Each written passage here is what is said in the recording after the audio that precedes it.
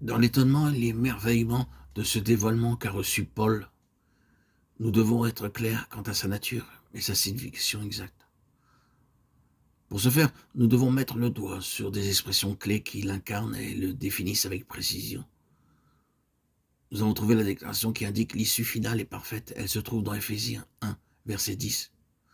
Pouvons-nous trouver dans cette même épître une expression qui introduit ce but dans l'histoire, c'est-à-dire l'opération conduisant à ce but, la révélation de Christ en nos vies? Je pense que nous le pouvons. C'est un fragment qui se trouve dans la section qui va du verset 13 au verset 22 du chapitre 2. Un seul homme nouveau. Toute cette section est un élargissement de ce fragment et elle devrait être lue soigneusement comme telle. Il y a eu des allusions à ceci dans d'autres épîtres de Paul. Cependant ici, il rassemble tout ensemble. Et non seulement il en est ainsi, mais comme nous l'espérions, si sa pensée était en train de parcourir les âges et le secret caché en eux, toute la Bible y est comprise. Le mystère y est révélé. Quant aux autres allusions, nous avons des exemples classiques et impressionnants, comme Romains 5, du verset 12 au verset 19. Ici, les deux souches, génériques et raciales, sont mises en face l'une de l'autre. Le seul homme Adam et le seul homme Christ. Et le contexte montre ce que chacun représente. Un autre exemple formidable se trouve dans ce chapitre qui projette une lumière étonnante. 1 Corinthiens 15, c'est au verset 45. Le premier homme, Adam, devint une âme vivante. Le dernier Adam est devenu un esprit vivifiant. Vous voyez le contexte immédiat. Dans Éphésiens, l'apôtre fait premièrement référence à la personne de Christ, et puis passe à un seul homme nouveau, corporatif. Dans un passage antérieur, les deux aspects ont été mentionnés. 1 Corinthiens 12 au verset 3. Jésus est le Seigneur, est mentionné personnellement au verset 12. La proposition ainsi en est-il de Christ. L'article se trouve dans l'original, induit une identité entre les membres et la tête, en vue d'une intention d'expression pratique.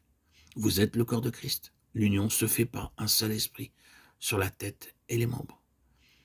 C'est dans les Éphésiens que ce seul homme nouveau est pleinement révélé. Si c'est le mystère caché de tout temps et dans tous les âges, quoique toujours existant, nous pouvons voir, à la lumière de la révélation, comment ceci a été la pensée maîtresse à travers toute la Bible,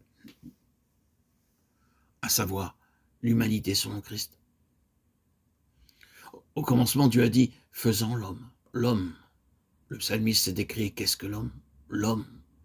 Dans l'incarnation, la désignation favorite de Christ à propos de lui-même était le Fils de l'homme. Dans la rédemption, il y a un seul médiateur entre Dieu et les hommes, Jésus-Christ, homme, 1 Timothée 2,5. Dans la reconstitution, il y a le modèle, le second homme, 1 Corinthiens 15, 47. Dans l'exaltation et la gloire, la question du psalmiste trouve sa réponse en Jésus.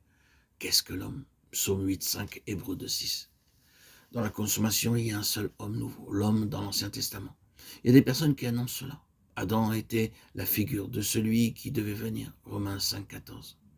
Et cet homme, Moïse, Nombre 12, 3. David était un homme selon le cœur de Dieu, Actes 13, 22.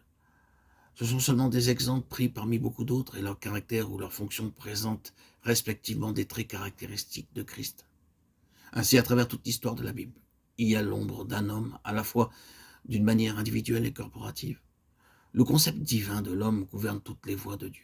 Dans la création, dans l'incarnation, dans la médiation, dans la croix en tant que mise de côté d'un type d'homme pour laisser la place à un autre type d'homme. Lors de la résurrection, comme l'homme nouveau, le premier-né d'entre les morts, accrédité. Lors de l'exaltation de Jésus comme l'homme nouveau établi. Lors du retour du Fils de l'homme pour ôter les restes de l'humanité rejetant Christ et établir un nouvel ordre. Dans l'Église, en termes d'humanité corporative, le vase est le véhicule de l'état complet de la manifestation de Christ. Tout ceci représente ce que Paul a vu sur la face de Jésus. L'Église elle-même n'est pas le mystère révélé à Paul, mais l'Église en tant que corps de Christ, le seul homme nouveau, dans lequel toutes les distinctions autres que Christ sont inexistantes, fut la révélation.